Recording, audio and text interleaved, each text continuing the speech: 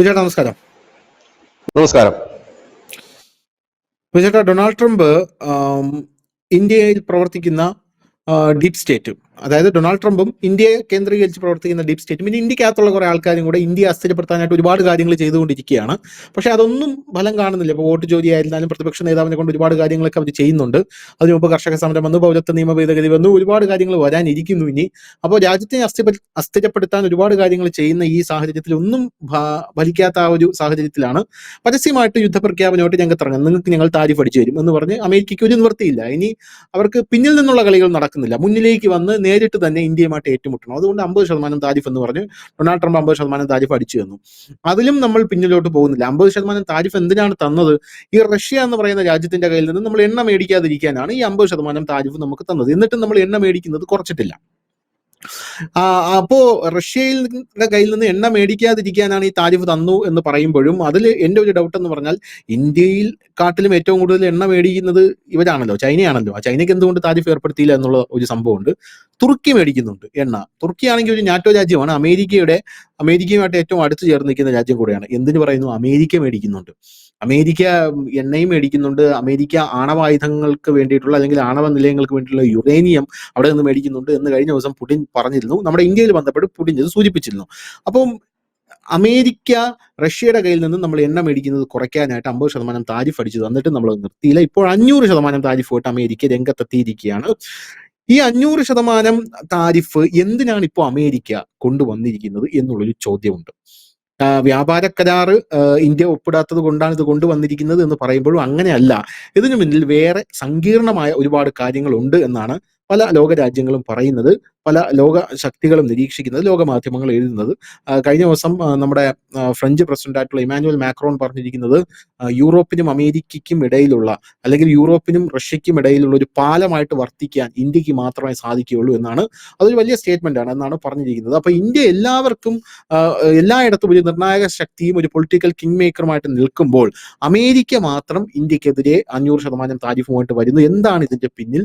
എന്തിനാണ് ഇപ്പോൾ ഇന്ത്യക്ക് ഇത്രയും വലിയൊരു താരിഫ് വീണ്ടും ട്രംപ് ഏർപ്പെടുത്തുന്നത്? ചൈനയ്ക്ക് താരിഫ് ഏർപ്പെടുത്തില്ല എന്നുള്ളത് തെറ്റായ ഒരു കാര്യമാണ്. അവർക്ക് ഏർപ്പെടുത്തിയത് 135%. ഇപ്പൊ അത് 140 കൊടുത്തിട്ടുണ്ട്. നേരത്തെ തന്നെ നമുക്ക് പ്രഖ്യാപിക്കുന്നതിന് മുമ്പ് തന്നെ ചൈനയ്ക്കാണ് കൊടുത്തത്. തുർക്കി ഇപ്പോൾ എണ്ണ വാങ്ങുന്നില്ല. പകരം ഈ ചില യൂറോപ്യൻ രാജ്യങ്ങൾക്ക് ഒരു ഇളവ് നൽകിയിട്ടുണ്ട്. അതായത് റഷ്യയുമായി ചേർന്ന് കിടക്കുന്ന രാജ്യങ്ങൾക്ക് അവർക്ക് വേറെ നിവൃത്തിയില്ല എന്നുള്ളത് കൊണ്ട്. പക്ഷെ അമേരിക്ക യുറേനിയം മേടിക്കുന്നുണ്ട്. അമേരിക്കയുടെ 2 പ്രമുഖ ഓയിൽ കമ്പനികൾ ഈ റഷ്യയിൽ ഇപ്പോഴും പ്രവർത്തിക്കുന്നുണ്ട്. ഒപ്പം തന്നെ മറ്റു ചിലർ യൂറോപ്യൻ രാജ്യങ്ങളും ഈ എണ്ണ വാങ്ങുന്നുണ്ട്. ഇതൊക്കെ കൊണ്ടാണ് ഇന്ത്യ ഇതിനെ ഇരട്ടത്താപ്പ് എന്ന് പറയുന്നത്. അവിടെ ചില രാജ്യങ്ങൾ ഇത് വാങ്ങുന്നുണ്ട്. തുർക്കി നിർത്തുന്നതിന് ഒരു ഡീൽ ഉണ്ടായിരുന്നു. അതുകൊണ്ടാണ് നിർത്താൻ കാരണം ഈ ട്രംപ് പറഞ്ഞത് ആയുധങ്ങൾ നൽകാം എന്ന് പറഞ്ഞത്. കാരണം അവർക്ക് ആയുധമാണല്ലോ വേണ്ടത്, ഭക്ഷണത്തെക്കാൾ ഉപരി അവർക്ക് ആയുധമാണ് വേണ്ടത്. അപ്പൊ അത് നിർത്തി. പക്ഷെ എങ്ങനെ പോകുന്നു? അപ്പോൾ ഇവിടെ നമ്മുടെ ഈ ട്രംപ് പക്ഷപാതികളായ ചാനലുകളും മാധ്യമങ്ങളും ഒക്കെ പറയുന്നത് ഈ താരിഫ് ഉയർത്തി ഇപ്പൊ കൊന്നുകളയും, നമ്മളെ തിന്നുകളയും, കാലു പിടിക്കണം മോദി എന്ന് പറയുന്നു. എന്തുകൊണ്ട് മോദി അതിനുവേണ്ടി അനങ്ങുന്നില്ല? നമുക്ക് തന്നെ തോന്നും ചിലപ്പോൾ മോദിക്കൊന്നൊരു വിട്ടുവീഴ്ച ചെയ്തിരുന്നെങ്കിൽ, ഈ എണ്ണ വാങ്ങാനൊന്നും നിർത്തിയിരുന്നെങ്കിൽ, സ്വാഭാവികമായി കടുംപിടുത്തമൊന്നും ഉപേക്ഷിച്ചിരുന്നെങ്കിൽ നമുക്ക് ഈ താരിഫ് അവര് അടിച്ചു തരില്ലായിരുന്നല്ലോ എന്ന് തോന്നും. പക്ഷെ ഇതിനകത്തൊരു വലിയ ഒരു കാര്യമുണ്ട്. അതാണ് നമ്മൾ അഡ്രസ്സ് ചെയ്യേണ്ടത്. ഇവിടുത്തെ രാഷ്ട്രീയ പാർട്ടിക്കാര് അഡ്രസ്സ് ചെയ്യാതെ പോകുന്നതും ആ ഒരു വിഷയമാണ്. കാരണം ഒരു രാജ്യത്ത്, ഇപ്പോൾ നമ്മുടെ രാജ്യങ്ങളുടെ ചുറ്റുപാടും കിടക്കുന്ന രാജ്യങ്ങളെല്ലാം കലാപം ഉണ്ടാകും. എന്തിനാണ് ആ കലാപം ഉണ്ടായത്? അവിടുത്തെ ഭരണത്തിന്റെ കെടുകാര്യസ്ഥ, സാമ്പത്തിക അസ്ഥിരത. ഈ സാമ്പത്തിക അസ്ഥിരത വരുമ്പോഴാണ് ഓരോ രാജ്യത്തും കലാപം ഉണ്ടാകുന്നത്. ലേറ്റസ്റ്റ് ആയിട്ട് ഇറാനിൽ നമ്മൾ കണ്ടതും അവിടുത്തെ കറൻസിയുടെ മൂല്യം ഇടിഞ്ഞു പോയപ്പോൾ, അതിനെതിരെ വിലക്കയറ്റം, പണപ്പെരുപ്പം കൂടുതലായപ്പോൾ, തൊഴിലില്ലായ്മ രൂക്ഷമായപ്പോൾ അവിടുത്തെ ജനം തെരുവിലിറങ്ങി കലാപം നടത്തുകയായിരുന്നു. അപ്പോൾ ഇന്ത്യയില് ഭരണത്തിന്റെ കെടുകാര്യസ്ഥത എന്ന് പറഞ്ഞുകൊണ്ട് ഒരു കലാപം നടത്താനോ പ്രകടനം നടത്താനോ പ്രതിഷേധം നടത്താനോ കഴിയില്ല. അങ്ങനെ ഒരു കെടുകാര്യസ്ഥത ഈ രാജ്യത്തില്ല. അഴിമതിയുടെ പേരിൽ ഒരു സമരം നടത്താൻ ഇന്ത്യയിൽ കഴിയില്ല. കാരണം ഈ രാജ്യത്തിന്റെ ഭരണത്തിൽ ഇതുവരെ അഴിമതി തൊട്ടു തീണ്ടിയിട്ടില്ല. ഈ 2 കാര്യങ്ങളില്ല. പിന്നെന്താണ് നമുക്ക് ചെയ്യാൻ കഴിയുന്നത്? സാമ്പത്തിക അസ്ഥിരത വരണം. സാമ്പത്തിക അസ്ഥിരത വരണം എന്നുണ്ടായിരുന്നെങ്കിൽ, പണ്ട് കാലത്താണെങ്കിൽ പാകിസ്ഥാനിൽ നിന്ന് കള്ളനോട്ട് അടിച്ച് ഇവിടെ വിതരണം ചെയ്ത് കഴിഞ്ഞിരുന്നെങ്കിൽ നമ്മുടെ സാമ്പത്തിക നട്ടല് തകർന്നു പോയേനെ. കാരണം നിലവിൽ സർക്കാർ ഇറക്കുന്ന നോട്ടുകളേക്കാൾ കൂടുതലായിരുന്നു കള്ളനോട്ടുകൾ. അത് വിപണിയിൽ വിപണനം ചെയ്യപ്പെടുകയും മാഫിയകൾ തഴച്ചു വളരുകയും സാമ്പത്തിക അസ്ഥിരപ്പെടുകയും വിഘടനവാദികളും ഭീകരവാദികളും ഗുണ്ടകളും അടക്കം ഈ രാജ്യം കീഴ്പ്പെടുത്തുകയും ചെയ്യുന്ന സാഹചര്യമായത് 2014 മുൻപെങ്കിൽ ഇപ്പോഴങ്ങനെയല്ല. നോട്ടും നിരോധനം വന്നു, ഡിജിറ്റലൈസേഷൻ വന്നു, എല്ലാത്തിനും ഒരു അക്കൗണ്ടബിലിറ്റി വന്നു കഴിഞ്ഞപ്പോൾ ഇനി ആ മേഖലയിൽ നടക്കില്ല. പിന്നെ നടക്കാവുന്ന ഒരു മേഖല എന്താണ്? കച്ചവടം പൂട്ടിക്കുക. ഇന്ത്യയെ സംബന്ധിച്ച് ഇന്ത്യ ലോകത്തിലെ ഏറ്റവും കൂടുതൽ എണ്ണ ഉപയോഗിക്കുന്ന രാജ്യമാണ്. എണ്ണയില്ലാതെ നമുക്ക് മുമ്പോട്ട് പോകാൻ കഴിയില്ല. ഇവിടെ എല്ലാവരും ചോദിക്കുന്ന ഒരു ചോദ്യമുണ്ട്, ഡോളറിന്റെ മുമ്പിൽ നമ്മൾ പിടിച്ചു നിൽക്കുന്നില്ലല്ലോ എന്ന് ചോദിക്കുമ്പോൾ ആദ്യം നമ്മൾ ഈ പെട്രോളും ഡീസലും നിർത്താൻ തയ്യാറാകുമോ നമ്മുടെ രാജ്യത്തുള്ളവര്? ഇല്ലല്ലോ. അപ്പൊ നമ്മൾ ഏറ്റവും കൂടുതൽ പൈസ നമ്മുടെ രാജ്യം മുടക്കുന്നത് ക്രൂഡ് ഓയിൽ വാങ്ങുന്നതിന് വേണ്ടി തന്നെയാണ്, അതല്ലാതെ വേറൊരു പിണ്ണാക്കം വാങ്ങുന്നതിനല്ല. അത്രയും ലക്ഷം കോടി രൂപ മുടക്കുന്നത് നമ്മൾ ഡോളറിലേക്ക് കൺവെർട്ട് ചെയ്തിട്ട് ഡോളറിലാണ് വരുന്നത്. അപ്പൊ സ്വാഭാവികമായി ഏതൊന്നിനാണോ ഡിമാൻഡ് കൂടുന്നത് അതിന്റെ മൂല്യം ഉയരും. അതൊരു സ്വാഭാവിക പ്രക്രിയയാണ്. നമ്മൾ ഇലക്ട്രിക്കലിലേക്ക് നമ്മുടെ വാഹന വിപണിയെങ്കിലും മാറിക്കഴിഞ്ഞിരുന്നെങ്കിൽ നമുക്ക് ഇത്രയും എണ്ണ വാങ്ങേണ്ടി വരില്ല. അപ്പോൾ ഇപ്പൊ എന്താണ് അവിടെ ചെയ്യുന്നത്? നമുക്കറിയാം, മുൻകാലങ്ങളിലൊക്കെ ഈ ഗൾഫ് രാഷ്ട്രങ്ങൾ അല്ലെങ്കിൽ മിഡിൽ ഈസ്റ്റ് GCC രാജ്യങ്ങളെ ഉപയോഗിച്ചുകൊണ്ടായിരുന്നു അമേരിക്ക ലോകത്തിന്റെ എണ്ണ വിപണി നിയന്ത്രിച്ചിരുന്നത്. ഇന്ന് അമേരിക്കയ്ക്ക് ലോകത്തിന്റെ എണ്ണ വിപണി നിയന്ത്രിക്കാൻ കഴിയാത്തൊരു സാഹചര്യമാണ്. ഇന്ത്യ ഉൾപ്പെടെയുള്ള രാജ്യങ്ങൾ ഏതാണ്ട് 40ഓളം രാജ്യങ്ങളിൽ നിന്ന് എണ്ണ വാങ്ങുന്നു. ഒപ്പം തന്നെ റഷ്യയിൽ നിന്ന് നമ്മൾ എണ്ണ വാങ്ങുന്നു. ഇവിടെ ട്രംപ് നിരന്തരം പറയുന്ന ഒരു കാര്യം, റഷ്യയിൽ നിന്ന് ഇന്ത്യ എണ്ണ വാങ്ങുന്നതാണ് പ്രശ്നം, അത് ഉക്രൈനെ സഹായിക്കാനാണ്. അങ്ങനെയാണെങ്കിൽ അമേരിക്കയും ഉക്രൈനെ സഹായിച്ചുകൊണ്ടിരിക്കുകയാണല്ലോ. യുറേനിയം വാങ്ങുന്നുണ്ട്, അവിടെ പല രാജ്യങ്ങളും എണ്ണ വാങ്ങുന്നുണ്ട്. അപ്പൊ അതല്ല കാര്യം. കാരണം ഇന്നിപ്പോ റഷ്യയുടെ കയ്യിൽ നിന്ന് ഇന്ത്യ പൂർണ്ണമായി എണ്ണ വാങ്ങൽ നിർത്തിയാൽ അനുഭവിക്കേണ്ടത് എന്താണെന്ന് ഞാൻ സിമ്പിൾ ആയിട്ട് പറഞ്ഞു തരാം. ഇന്ന് കേരളത്തിലുള്ള നമ്മളെല്ലാവരും 106 രൂപയ്ക്കാണ് പെട്രോൾ അടിക്കുന്നത്. ഇത് 120, 130 ഒറ്റയടിക്ക് കൂടും. കാരണം വില കൂടിയ ക്രൂഡ് ഓയിൽ വാങ്ങി ശുദ്ധീകരിച്ച് പെട്രോൾ നൽകുമ്പോഴത്തേക്കും സ്വാഭാവികമായി തന്നെ വില കൂടുമല്ലോ. ഇന്ത്യയിൽ കഴിഞ്ഞ 3-4 വർഷം, 3-4 അല്ല 5 വർഷത്തിനേറെയായി ഇവിടെ പെട്രോളിനും ഡീസലിനും വില കൂട്ടിയിട്ട്. മുമ്പ് മിനിറ്റ് വെച്ച് പത്രങ്ങളിൽ വില കൂടി എന്ന് പറഞ്ഞ് വരുമായിരുന്നല്ലോ. അങ്ങനത്തെ ഒരു വാർത്ത ഈ അടുത്ത കാലത്ത് എപ്പോഴെങ്കിലും വന്നിട്ടുണ്ടോ? വർഷം 4-5 കഴിഞ്ഞില്ലേ ഒരേ വിലയ്ക്ക് നിൽക്കാൻ തുടങ്ങിയിട്ട്. അപ്പോ അത് മാറണം. അത് മാറിക്കഴിഞ്ഞിട്ട് ഈ പെട്രോളിന്റെയും ഡീസലിന്റെ വില കൂടണം. കാരണം നമ്മൾ കൂടിയ വിലയ്ക്ക് മറ്റുള്ളവങ്ങളിൽ നിന്ന് എണ്ണ വാങ്ങണം.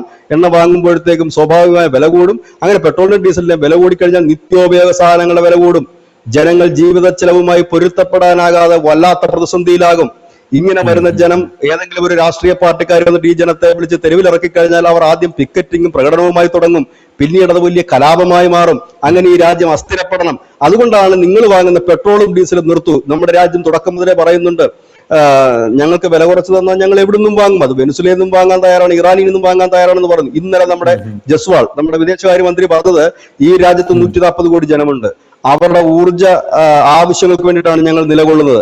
ആ ആവശ്യം ബലി കഴിച്ചുകൊണ്ട് ആരെയും ഫോൺ ചെയ്യാനോ ആരുടെയും കാല് പിടിക്കാനോ തയ്യാറല്ല എന്ന് പറയുമ്പോൾ നിങ്ങൾ 500% താരിഫ് അടിച്ച് തന്നാലും ഞങ്ങൾ അത് സ്വീകരിക്കും. കാരണം ഞങ്ങൾക്ക് ഈ രാജ്യത്തെ ജനങ്ങൾക്ക് വേണ്ട ഊർജം നൽകുക എന്നുള്ളതാണ്, അവരുടെ ഊർജ്ജ ഉപയോഗത്തിന് വേണ്ടിയിട്ടുള്ള എണ്ണ നൽകുക എന്നുള്ളതാണ്. അത് റഷ്യയാണ് ഇപ്പോൾ കുറച്ച് തരുന്നത്. അതുകൊണ്ട് അവിടുന്ന് തന്നെ വാങ്ങും. നിങ്ങൾ കുറച്ച് തന്നാൽ, നിങ്ങൾ ഇപ്പൊ വെനിസുല എന്നൊക്കെ ഒരുപാട് നിങ്ങൾ എടുക്കുന്നുണ്ടല്ലോ, അവിടുന്ന് നിങ്ങളും റേറ്റ് കുറച്ച് തന്നാൽ ഞങ്ങൾ എടുക്കാൻ തയ്യാറാണ്. നമുക്ക് അങ്ങനില്ല, ഏത് രാജ്യത്തു നിന്നും നമ്മൾ എടുക്കാൻ തയ്യാറാണ്. റേറ്റ് കുറഞ്ഞു കിട്ടണം, എങ്കിൽ മാത്രമേ നമുക്ക് ഇവിടെ ഈ എമൗണ്ടിന് കൊടുക്കാൻ പറ്റൂ. ഇതാണ്. അപ്പോൾ ഈ താരിഫും മറ്റും ഉയർത്തിക്കൊണ്ട്, ഇപ്പൊ താരിഫ് മാത്രമല്ലല്ലോ ട്രംപ് ചെയ്യുന്നത് ഇപ്പൊ എണ്ണ ടാങ്കറുകൾ കടലിൽ നിന്ന് പിടിച്ചെടുക്കുന്നുണ്ട്. ചൈനയ്ക്ക് പോയ എണ്ണ ടാങ്കറുകൾ പിടിച്ചെടുത്തു, റഷ്യയിലേക്ക് പോകുന്ന എണ്ണ ടാങ്കറുകൾ പിടിച്ചെടുത്തു. റഷ്യയുടെ എണ്ണ മാത്രമല്ല ഉപയോഗിക്കുന്നത്, വെനിസുലയിൽ നിന്നും മറ്റും എത്തിക്കുന്ന എണ്ണയും ശുദ്ധീകരിച്ച് അവർ നൽകുന്നുണ്ട്. അപ്പൊ ആ ടാങ്കറുകൾ പിടിച്ചെടുക്കുന്നത് എന്തിനാന്ന് ചോദിച്ചു കഴിഞ്ഞാൽ, എണ്ണയ്ക്ക് നമുക്ക് ബുദ്ധിമുട്ട് വരികയും വീണ്ടും നമ്മൾ മിഡിൽ ഈസ്റ്റ് കണക്കുള്ള രാജ്യങ്ങൾ, അതായത് അമേരിക്ക നിയന്ത്രിക്കുന്ന കമ്പനികളുള്ള മിഡിൽ ഈസ്റ്റ് കണക്കുള്ള രാജ്യങ്ങളിൽ പോയിട്ട് അവർ പറയുന്ന റേറ്റിന് എണ്ണ എടുത്തുകൊണ്ട് വരണം. എണ്ണ എടുത്തുകൊണ്ട് വരുമ്പോൾ സ്വാഭാവികമായി എന്ത് സംഭവിക്കും? ഇവിടെ വിലക്കയറ്റം തുടങ്ങും നമ്മുടെ രാജ്യത്ത്. അതായത് പെട്രോളിന് വില കൂടും, ഡീസലിന് വില കൂടും, മറ്റു നിത്യോപയോഗ സാധനങ്ങൾക്ക് വില കൂടും, ജീവിത ചെലവ് കൂടും. അങ്ങനെ വലിയ രീതിയിലുള്ള ഒരു പണപ്പെരുപ്പം വരും. അങ്ങനെ വന്ന് ഈ രാജ്യത്തൊരു അസ്ഥിരത ഉണ്ടാകും. ഇത് നമ്മൾ കണ്ടിട്ടുള്ളതാണ്. 2014 മുമ്പ് നമ്മുടെ രാജ്യത്ത് ഇതേ അവസ്ഥയായിരുന്നു. അതായത് ഇവര് തീരുമാനിക്കുന്ന രീതിയിൽ നമ്മുടെ സാമ്പത്തികം പോകണം, ഇവർ തീരുമാനിക്കുന്ന രീതിയിൽ വേണം നമ്മുടെ ആൾക്കാർ പെട്രോൾ അടിക്കാൻ എന്നൊരു ധാർഷ്ട്യം, ഇല്ലെങ്കിൽ ആ ഒരു മരണക്കളിയാണ് ഇപ്പൊ ഇവർ കളിച്ചുകൊണ്ടിരിക്കുന്നത്. അതായത് ഇവർ ഇറക്കി നോക്കിയ ഇവരുടെ ഡീപ് സ്റ്റേറ്റിന്റെ ബോംബുകൾ ഒന്നും പൊട്ടിയില്ല, എല്ലാം ചീറ്റി. ലഡാക്കിൽ ചീറ്റി, ധർമ്മസ്ഥലയിൽ ചീറ്റി, ഓട്ടുചോരി ചീറ്റി, ചീറ്റാവുന്നിടത്തെല്ലാം ചീറ്റി. അവസാനം അവർ തന്നെ കളത്തിലിറങ്ങുകയാണ്, ഉയർന്ന താരിഫ്. എന്നിട്ടും ഇവിടെ കിടന്നിട്ട് പറയുന്നത് എന്താണെന്ന് അറിയാവോ? ട്രംപ് വലിയ സംഭവം, ട്രംപിന്റെ കാല് പിടിച്ചില്ല. എടാ, ഈ പറയുന്നവൻ ആദ്യം ഓർക്കേണ്ടത്, നിന്റെ വണ്ടിക്ക് ഇപ്പൊ നിനക്ക് 106 രൂപയ്ക്ക് പെട്രോൾ അടിക്കാൻ കഴിയുന്നുണ്ടെങ്കിൽ ഈ രാജ്യം റിസ്ക് എടുത്തും. ട്രംപ് എന്ന് പറയുന്ന ഒരു മഹാരാജ്യത്തിന് ആ ശക്തിയെ കണ്ടിട്ടും, ഇല്ലെങ്കിൽ അവരടിച്ചത് താരിഫ് കണ്ടിട്ടും നമ്മുടെ ജനതയ്ക്ക് വേണ്ടി ജീവൻ പണയം വെച്ചും റഷ്യയിൽ നിന്നും മറ്റിടങ്ങളിൽ നിന്നും ഷാഡോ ഷിപ്പുകൾ വഴി, ഫ്ലീറ്റുകൾ വഴി രഹസ്യമായിട്ടെങ്കിലും എണ്ണ കൊണ്ട് തരുന്നത് കൊണ്ടാണെന്ന് ആദ്യം ആലോചിക്കണം. അതായത് ഈ രാജ്യത്തിന് വേണ്ടി നിലകൊള്ളുന്ന ഒരു സർക്കാരാണെന്ന് അത് ആദ്യം ആലോചിക്കണം. അതല്ലാതെ സായിപ്പിന്റെ കാല് കഴുകി കൊടുത്തുകൊണ്ട് ഇതിൽ നിന്ന് മോചനം നേടുകയല്ല ചെയ്യുന്നത്. ഇപ്പൊ നമ്മൾ റഷ്യയിൽ നിന്ന് നാളെ എണ്ണ വാങ്ങുന്നത് നിർത്തി എന്ന് കരുതുക, പൂർണ്ണമായിട്ട് നിർത്തിക്കഴിഞ്ഞാൽ അമേരിക്ക പറയും ശരി താരിഫ് ഞാൻ കുറയ്ക്കുന്നു. അതുകൊണ്ട് എന്ത് സംഭവിക്കും? താരിഫ് കുറഞ്ഞ് ഇവിടുന്ന് കുറെ വ്യാപാരികൾക്ക് കച്ചവടം ചെയ്യാം എന്നുള്ളതല്ലാതെ സാധാരണപ്പെട്ട ജനത്തിലേക്ക് അത് പെട്ടെന്ന് റിഫ്ലക്ട് ചെയ്യും. പെട്ടെന്ന് തന്നെ ആയിരിക്കും ഓയിൽ വിലകൾ കൂടുന്നത്, ഗണ്യമായി തന്നെ കൂടും. ഇപ്പോഴുള്ള ഈ 106 രൂപ 108 രൂപയായി കഴിഞ്ഞാൽ നിയമസഭ ചിലപ്പോൾ CPM കളം തുടത്തില്ല. അത് പോകട്ടെ, അത് ഞാൻ പറഞ്ഞ ഫസ്റ്റ് പ്രതിഷേധമാണ് ഞാൻ പറയുന്നത്. ഈ ഫേസ്ബുക്ക് മുഴുവൻ ഈ പറയുന്ന ആളുകൾ തന്നെ ഇരുന്ന് എഴുതും. ഇതേപോലെ തന്നെയാണ് യുദ്ധത്തിന്റെ അവസ്ഥയും. യുദ്ധത്തിന്റെ കാര്യം ഓപ്പറേഷൻ സിന്ദൂർ കണ്ടിട്ടാണ് പലരും പറയുന്നത് പാകിസ്ഥാനെ അടിക്കണം, അവരെ അടിക്കണം, ഇവരെ അടിക്കണം, ബംഗ്ലാദേശിനെ അടിക്കണം എന്നൊക്കെ പറയുന്നു. യുദ്ധം കുറെ നാൾ നീണ്ടുപോയി കഴിഞ്ഞാൽ ഈ സുഖമൊന്നും നമുക്ക് കിട്ടത്തില്ല. അവിടെയും ഈ ഷോർട്ടേജുകൾ വരും, എണ്ണയ്ക്ക് ഷോർട്ടേജ് വരും, മറ്റു പലതിനും ഷോർട്ടേജ് വരും. അപ്പം നമ്മൾ തിരിച്ചും പറയും. അതായത് ഇതൊരു ഗെയിമല്ല, അതായത് നമ്മൾ മൊബൈലിൽ കാണുന്ന ഗെയിമല്ല, ഇതൊരു റിയൽ ഗെയിമാണ്. അതായത് ഇന്ത്യയെ തകർക്കുക എന്ന ലക്ഷ്യം വെച്ചുകൊണ്ട് തന്നെയാണ് ഈ താരിഫ് മുമ്പോട്ട് കൊണ്ടിരുന്നത്. ചൈനയ്ക്കും ഈ താരിഫ് അടിച്ചു കൊടുത്തിരുന്നു. പക്ഷെ ചൈന എന്താ ചെയ്തത് എന്ന് വെച്ചാൽ ഇനി നല്ലൊരു കാര്യം കൂടെ ഈ അവസരത്തിൽ നടന്നിട്ടുണ്ട്. 2 കാര്യങ്ങളാണ് നടന്നിരിക്കുന്നത്. ഒന്ന്, നമ്മൾ ഇസ്രായേലുമായിട്ട് രൂപയിൽ ട്രേഡിംഗ് ചെയ്യാൻ തീരുമാനിച്ചിരിക്കുന്നു. മറ്റൊന്ന്, ചൈനീസ് കമ്പനികൾക്ക് 71,000 കോടി രൂപയുടെ ബിസിനസ്സുകൾക്ക് വേണ്ടിയിട്ട് നമ്മൾ പല മേഖലകളും തുറന്നു കൊടുക്കാൻ ഇപ്പോൾ തീരുമാനിച്ചു. അതിനൊരു കാരണം കൂടിയുണ്ട്. ഈ 2020 ഈ ഗാൽവാൻ താഴ്വരയിൽ നടന്ന സംഘർഷത്തോടനുബന്ധിച്ച് നമ്മളും ചൈനയുമായിട്ട് വ്യാപാരങ്ങളും ബിസിനസ്സുകളും എല്ലാം നിർത്തിവെച്ചിരുന്നു. അപ്പൊ അന്ന് ചൈനീസ് കമ്പനികൾ മൂലം നമ്മുടെ രാജ്യത്ത് വർക്ക് ചെയ്തുകൊണ്ടിരുന്ന ചില പ്രൊജക്ടുകളുണ്ട്, ഗ്രാമീണ മേഖലയിലടക്കം ഈ റോഡുകളും മറ്റുള്ള വർക്കുകളുണ്ട്. ആ വർക്കുകളെല്ലാം സ്റ്റക്കായി പോയി, പിന്നെ അത് മുമ്പോട്ട് പോയില്ല. അപ്പം അവര് വീണ്ടും വരുന്നുണ്ട്, അവരുമായി വീണ്ടും കരാർ ഒപ്പിടുകയാണ് നമ്മൾ.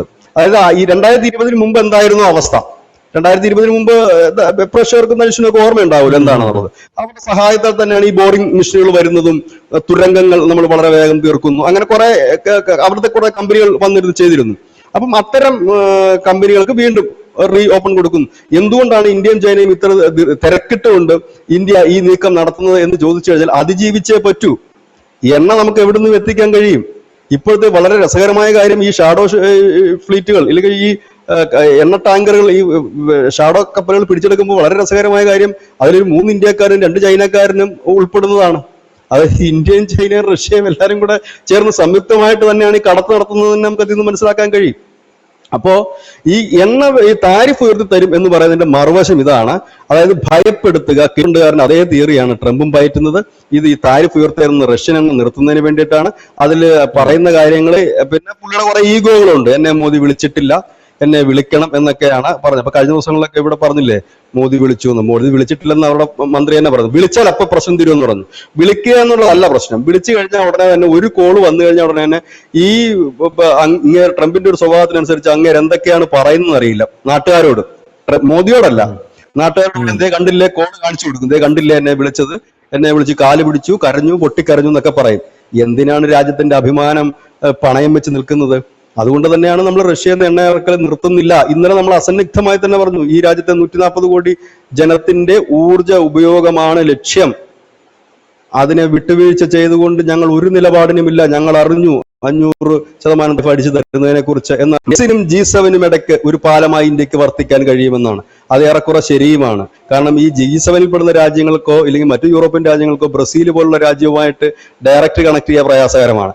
റഷ്യയെ കണക്ട് ചെയ്യാൻ പ്രയാസകരമാണ്. ചൈനയെ കണക്ട് ചെയ്യാൻ ചൈനയെ കണക്ട് ചെയ്യാൻ എളുപ്പമായിരിക്കും, മറ്റുള്ള രാജ്യങ്ങളെ കണക്ട് ചെയ്യാൻ പ്രയാസകരമായിരിക്കും. അവിടെ എല്ലാം മോദി എന്ന് പറയുന്ന ഒരു നേതാവിനെ ഉള്ളിലൂടെ മാത്രമേ അത് നടക്കുകയുള്ളൂ.